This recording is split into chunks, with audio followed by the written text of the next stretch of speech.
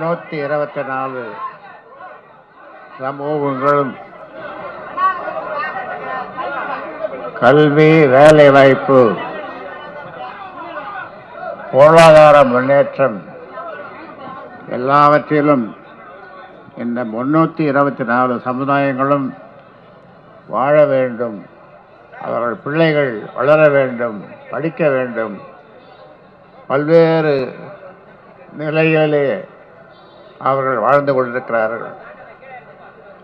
அவர்களெல்லாம் முன்னேற வேண்டும் என்று தொடர்ந்து போராடி வருகிறோம். ஏதோ வன்னியர் மட்டும்தான் வாழணும், மற்றவர்களெல்லாம் வாழக்கூடாது என்று எவரும் எந்த மடையனும் சொல்ல மாட்டோம். ஏனென்றால் நம்முடைய வரலாற்றை பார்த்தால் 324 சமுதாயங்களும் வாழ வேண்டும் என்று பல நேரங்களிலே பல்தரப்பட்ட போராட்டங்களை அனைவருக்கும் செய்திருக்கிறோம்.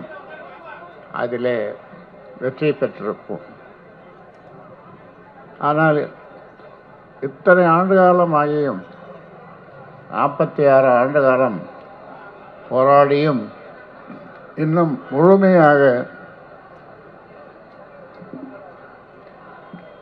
முழுமையாக எல்லா தரப்பு மக்களும் மகிழ்ச்சி அடையும்படி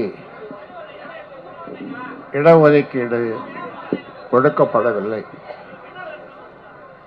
கேரள மாநிலம், பக்கத்து மாநிலம், ஒரு ஜாதிக்கு 14 விழுக்காடு இடஒதுக்கீடு, ஈழவாஸ். அந்த இடஒதுக்கீடு கொடுத்ததனாலே அந்த சமுதாயத்தில் இன்றைக்கு உலகெங்கிலும் இருக்கிற அந்த சமுதாயத்தினுடைய அதிகாரிகள்